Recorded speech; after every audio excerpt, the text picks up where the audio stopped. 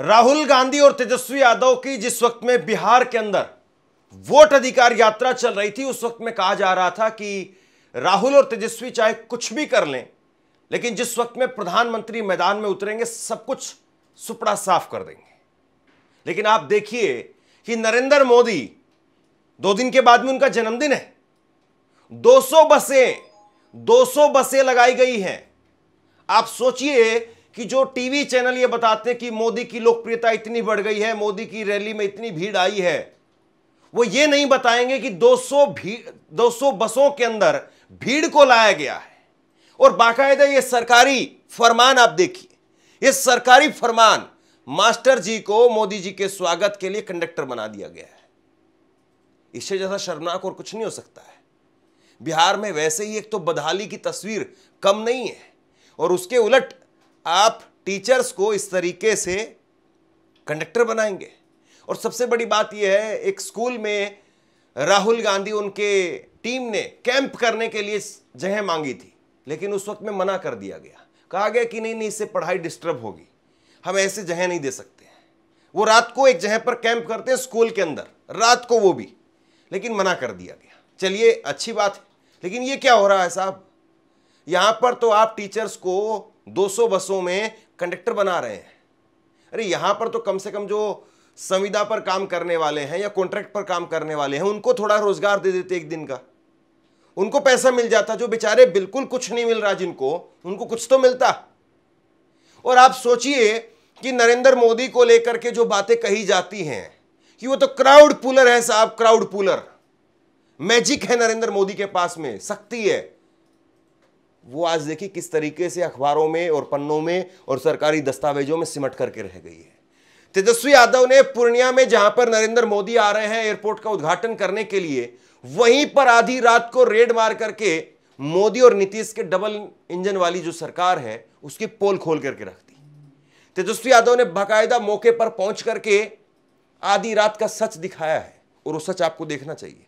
उस पर कुछ देर बाद में हम बात करेंगे, लेकिन पहले प्रधानमंत्री की आगमन के लिए, उनका जो पूर्णिया में आगमन हो रहा है उसके लिए जो ये चिट्ठी लिखी गई है, इस पर बात जरूरी है। सबसे बड़ी बात यह है कि बीजेपी इस तरीके से शाम दाम दंड भेद हर तरीके से प्रयास करती है, लेकिन उसके बावजूद ये तस्वीरें देखिए आप, ऐसी ऐसी तस्वीरें निकल करके सामने आती है जहां पर मोदी जी की रैली में, रोड शो में लोग नजर नहीं आते। बीजेपी लिख रही है कि 15 सितंबर को पूर्णिया की धरती पर उमड़ेगा जनसैलाब, चारों दिशाओं से आएगी जनता अपने प्रिय प्रधानमंत्री मोदी जी का संबोधन सुनने के लिए। चारों दिशाओं से आ नहीं रही है, बसों में भर भर करके लाई जा रही है। यह बीजेपी नहीं बता रही है कि चारों दिशाओं से लोगों को बसों में भर भर करके लाया जा रहा है। पप्पू यादव ने लिखा है कि प्रधानमंत्री जी पूर्णिया एयरपोर्ट के उद्घाटन के लिए पूर्णिया आ रहे हैं, आपका स्वागत है, लेकिन सरकारी स्कूल शिक्षकों को आपके लिए भीड़ जुटाने के लिए बस कंडक्टर खलासी बना देना कहां तक उचित है? हम जानते हैं कि आपका पढ़ाई लिखाई से वास्ता नहीं है, पर बच्चों की शिक्षा और शिक्षकों के सम्मान से आपको दुश्मनी क्यों है? पूर्णिया सीमांचल के सम्मानित शिक्षकों और छात्रों के साथ में इस दुर्व्यवहार के लिए आप स्वयं खेद व्यक्त करें तथा स्कूल बंद करने एवं शिक्षकों को बस कंडक्टर बनाने के फैसले को वापस लें। आपसे कुछ कहना चाहता हूं, आज के वक्त में पत्रकारिता करना कितना मुश्किल काम है, लेकिन अगर ऐसे में भी कोई आपकी खबर दिखा रहा है, कोई आपके मुद्दे पर बात कर रहा है, तो आपको भी उसका साथ देना चाहिए। अगर आपको लगता है कि मेरी पत्रकारिता सही है, मैं आपके लिए आपकी खबर वो दिखा रहा हूं, तो ऐसे में आप मेरा सहयोग कीजिए। आप इस वीडियो को जब लाइक करेंगे तो लाइक के साथ में ही एक थैंक्स का बटन आपको दिखाई देगा, उस थैंक्स के बटन पर आप क्लिक कीजिए और जो भी सहयोग राशि दे सकते हैं वो दीजिए। दूसरा, आप चैनल को ज्वाइन कर सकते हैं और चैनल को ज्वाइन करके भी मुझे मदद कर सकते हैं। अब देखिए, सबसे बड़ी बात यह है, आज जो है वो छुट्टी का दिन है। आज अगर कार्यक्रम होता तो कुछ समझ में भी आता कि चलिए छुट्टी है तो छुट्टी के दिन हो जाएगा, लेकिन कल वर्किंग डे, वीक का पहला दिन सोमवार, और सोमवार को ही आप ये कर रहे हैं साहब। मतलब आपको जरा भी शर्म नहीं है? सोमवार को बच्चे छुट्टी करते हैं, जो पढ़ाई नहीं करते हैं वो छुपते फिरते हैं कि आज तो सोमवार का दिन है, हिंदी वाली मैडम वो भी टेस्ट लेगी, वो मास्टर जी वो भी टेस्ट लेंगे। लेकिन आप क्या कर रहे हैं, सोचिए जरा इस बात को, किस तरीके से जो है वो बच्चों के भविष्य का दिवाला निकाला जा रहा है।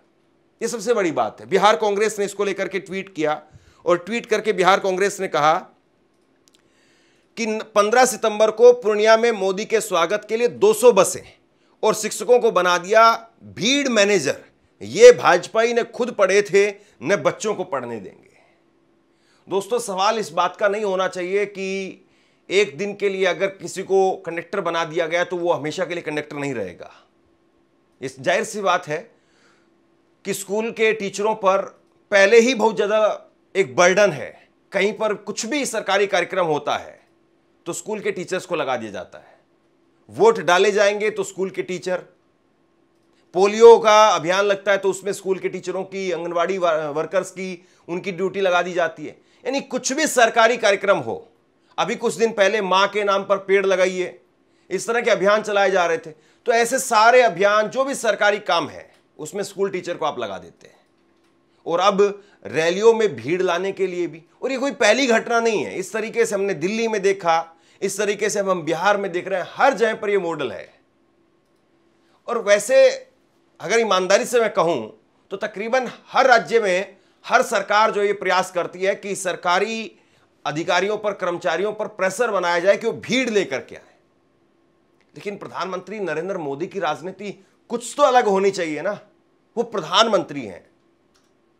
राहुल गांधी की रैली में भी जब भीड़ उमड़ करके आ रही थी तो कोई ऐसी बसों की चिट्ठी जारी नहीं करनी पड़ी थी, या कांग्रेस कोई बसों में भीड़ लेकर के आ रही हो, ऐसी कोई वीडियो बीजेपी ने भी जारी नहीं की। तो प्रधानमंत्री की रैली में इस तरह से क्यों हो रहा है? क्या प्रधानमंत्री इतने कमजोर हो गए? और अगर वो खुद भीड़ नहीं जुटा पा रहे हैं, उनके लिए भीड़ नहीं आ पा रही है, तो फिर आप बताइए कि बाकी बीजेपी के नेताओं की हालत क्या होगी? बाकी के बीजेपी के नेता किस तरीके से अपनी कुर्सी को बचाएंगे? नरेंद्र मोदी वो इस वक्त में ढलान पर है, हर कोई जानता है, और बिहार का चुनाव उनके लिए करो या मरो का चुनाव है। क्योंकि अगर इस चुनाव में नरेंद्र मोदी वो पीछे हटे, गिरे नीचे, इस चुनाव में अगर वो हार गए तो न केवल वो हारेंगे बल्कि उनकी एक बैसाखी वो भी टूट सकती है। और अगर वो बैसाखी टूटी तो नरेंद्र मोदी को दिल्ली में भी घबराहट होने लगेगी, क्योंकि एक पैर पर कब तक खड़े रहेंगे, एक पैर पर कब तक बचेंगे? फिर उधर से चंद्रबाबू नायडू, उनका भी कोई भरोसा नहीं है, कोई स्टैंप पेपर पर साइन नहीं है उनके भी कि वो मोदी जी के साथ में आखिरी सांस तक खड़े रहेंगे। और राजनीति में वैसे भी कब किसके साथ में कौन चला जाए, इस बात को कैसे आप कह सकते हैं? तो नरेंद्र मोदी के लिए इस वक्त में बिहार में जो खबर निकल करके सामने आ रही है, जाहिर सी बात है ठीक नहीं है। अब ऐसे में देखना यह है कि नरेंद्र मोदी अपनी साख कैसे बचाते हैं। तेजस्वी यादव पूरी तरह से सरकार के नाक में दम किए हुए हैं। एक बार जरा देखिए कि तेजस्वी यादव ने आधी रात को पूर्णिया में पहुंच करके क्या दिखाया है। ये आप हमारे पीछे GMCH देख सकते हैं। ये पूर्णिया का मेडिकल कॉलेज है। चमचमाता सा हुआ बोर्ड लगा दिया गया है और परसों प्रधानमंत्री जी आने वाले हैं। आज हमने सोचा कि औचक निरीक्षण किया जाए लीडर ऑपोजिशन के नाते कि यहाँ की हज़ारों करोड़ की लागत की ये बिल्डिंग का क्या फ़ायदा है, देखा जाए। लोगों को सुविधाएं मिल रही हैं, फ़ायदा हो रहा है या नहीं हो रहा है, ये आकर के हम देखें।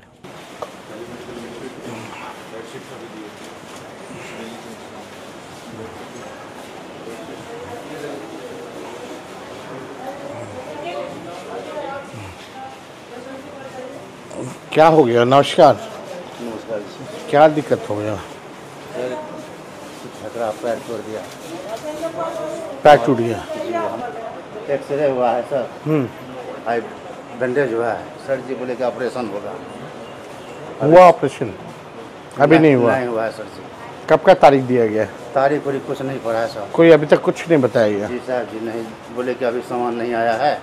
सामान क्यों नहीं है? सामान अभी नहीं आया है, सामान आ जाने के बाद ये तो मेडिकल कॉलेज, यहाँ तो पहले से सामान होना चाहिए। अब तो सर ये बात तो नहीं कर सकते हैं, बोले अभी सामान नहीं है, सामान जब आ जाएगा। तो आप कितने दिन से लगभग? आज सर रविवार से है, तो आज शनिवार हो गया। जगह नहीं है, हाँ, कोई सुविधा नहीं बच्ची के लिए, कोई बेडशीट वगैरह कुछ नहीं।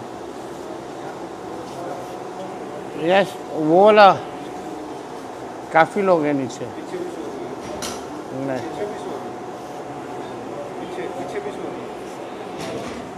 फिर भी बच्चा सोने दी।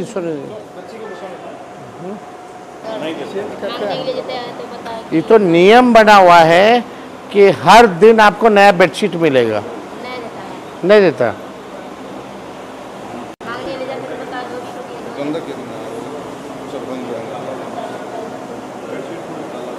नहीं, वही स्थिति देख लीजिए, कहीं स्थिति नहीं है। पूरा धुलाया नहीं है कितना दिन से? अच्छा बताइए, इलाज कराने हैं कि इन्फेक्शन पाइएगा? इतना पैसा खर्च होता है, इलाज जो है नाम का कुछ नहीं, बस केवल जो है प्रचार ही हो रहा है और कुछ नहीं हो रहा। हर दिन बेडशीट बदला जाना चाहिए, हर रंग का, सतरंगी ये योजना है, सतरंगी बेडशीट होना चाहिए। बदला जा रहा है, नहीं बदला जा रहा है? कुछ नहीं, इसी में मतलब लेडी और पुरुष दोनों आते हैं इसमें, इसी में। ऊंचाई पे कैसे चढ़ता है? कोई सफाई करने वाला नहीं है। इसका पैर टूटा हुआ है, इतने कैसे चढ़ेगा? सब टूटा हुआ पैर वाला है। आप कैसे उठा के ले जाता है लोग? 2.5 फीट की ऊंचाई, ये स्थिति है। उस पे नहीं सकता है। आप स्थिति दिखाइए।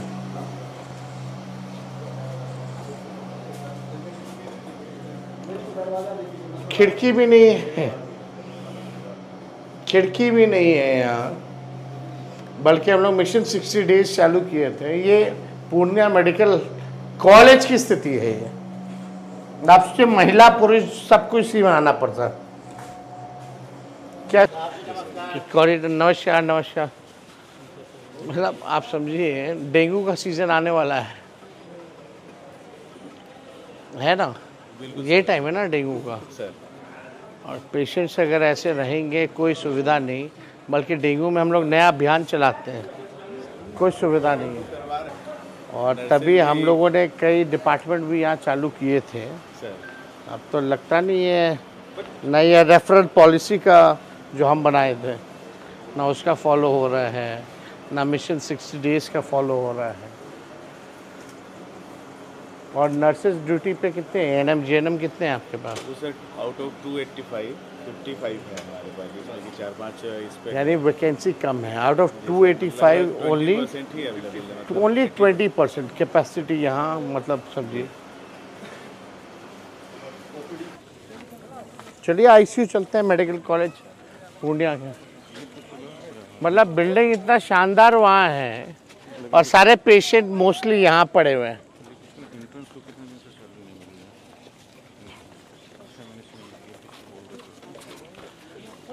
आप लोग के जो एंट्रेंस है उन लोगों को सैलरी मिली है?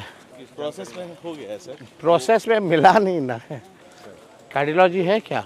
कार्डियोलॉजिस्ट का पोस्टिंग नहीं है सर। कार्डियोलॉजिस्ट का पोस्टिंग ही नहीं हुआ अभी तक। सुपर स्पेशलिटी का अभी अंडर ग्रेजुएट मेडिकल स्टूडेंट के लिए किया गया है। ये शिशु वार्ड है, आप नज़ारा देख सकते हैं। ये भी हम लोग को हैंड ओवर नहीं हुआ है, इसलिए बच्चे यहाँ ये भी नहीं हुआ है। इलेक्ट्रिकल और आपने बिल्डिंग बनाने के लिए पेशेंट्स को बाहर कर, छोटे छोटे बच्चे हैं, आपने डेंगू वार्ड बना रखा है और इनको डेंगू नहीं होगा। दुर्भाग्य है पूर्णिया के लोगों का, सीमांचल के लोगों का, गरीबों का, कि अभी भी ओल्ड बिल्डिंग जो है, सारे पेशेंट ओल्ड बिल्डिंग में ठूसे पड़े। ये शब्द ठीक होगा, ठूसे पड़े हैं। बेड नहीं, दवा नहीं, नर्सेस की कमी, डॉक्टरों की कमी। और ये मेडिकल कॉलेज है, लेक्चरर प्रोफेसर्स में यहाँ केवल 20% है। मरीज को कोई सुविधा नहीं, बल्कि सरकार का नियम है, अगर केवल बेडशीट की बात करें तो हर दिन यानी हफ्ते में 7 दिन आते हैं, 7 दिन अलग अलग रंग का बेडशीट जो है वो बदलना चाहिए। मरीज़ अपना बेडशीट लाते हैं, खुद बच्चे, दुख होता है देख करके कि नरेंद्र मोदी जी 11 साल प्रधानमंत्री, नड्डा जी आज बिहार में आए, हेल्थ मिनिस्टर रह चुके हैं, 20 साल से नीतीश कुमार जी मुख्यमंत्री, एनडीए की सरकार, और ये बिल्डिंग किस काम का है? ना डॉक्टर है, ना प्रोफेसर है, ना टेक्नीशियंस है, ना नर्सेज हैं, ना दवाइयाँ हैं। यहाँ आईसीयू नहीं है, यहाँ ट्रॉमा सेंटर नहीं है। आप समझ जाइए, कोई मेडिकल कॉलेज में आईसीयू और ट्रॉमा सेंटर ना हो तो क्या स्थिति जो है बनी हुई है। इस वक्त में बीजेपी के सामने चुनौती यह है कि उनके पास में 20 साल बाद भी, और नरेंद्र मोदी जब 11 साल से देश की हुकूमत पर शासन कर रहे हैं, तब भी वो बिहार के अंदर कोई नेता नहीं बना पाए हैं। तो एक तो बिना फेस के वो जा रहे हैं, दूसरी तरफ तेजस्वी यादव एक बहुत बड़ा फेस है विपक्ष की तरफ से। तो पहली तो चुनौती यहीं पर है, और दूसरा यह है कि तेजस्वी यादव की ताकत भी बढ़ी है, राहुल गांधी की ताकत भी बढ़ी है, और नरेंद्र मोदी की ताकत कमजोर हुई है। और अब देखना यह है कि बीजेपी यहां से डैमेज कंट्रोल कर पाती है, नहीं कर पाती है, और कल क्या वाकई कोई आदेश निकल करके फिर से सामने आता है कि ऐसा जो आदेश जारी किया गया था वो निरस्त कर दिया गया है। अगर ऐसा कुछ होगा तो मुझे खुशी होगी, और मैं आपको दिखाऊंगा कि बीजेपी को अपना फैसला वापस लेना पड़ा। लेकिन मुझे नहीं लगता है, क्योंकि चैनलों में कोई दबाव है नहीं बीजेपी पर, चैनलों में कोई इस बात पर चर्चा करेगा नहीं, और वैसे बीजेपी की इस वक्त में खाल इतनी मोटी हो चुकी है, राजनेताओं की तो वैसे आमतौर पर ही खाल बहुत मोटी होती है, लेकिन जो सत्ता में बहुत लंबे समय तक हो जाता है तो उसको फर्क नहीं पड़ता है। उसको लगता है कि ठीक है, ये 2-4 यूट्यूब चैनल पर खबर चलेगी, वहां पर छिछालेदर होगी, 10-20 लाख लोगों तक ये खबर पहुंच जाएगी, लेकिन कम से कम 2-3 करोड़ लोग उन तस्वीरों को देखेंगे जो भीड़ आएगी। लेकिन उस भीड़ के पीछे की सच्चाई क्या है, उस पर अगर लोग वाकई गौर करने लग गए तो सोचिए मोदी जी कहां तक बचेंगे। आप क्या सोचते हैं नीचे कमेंट बॉक्स में लिख करके जरूर बताइए। इस खबर को शेयर कीजिए। धन्यवाद।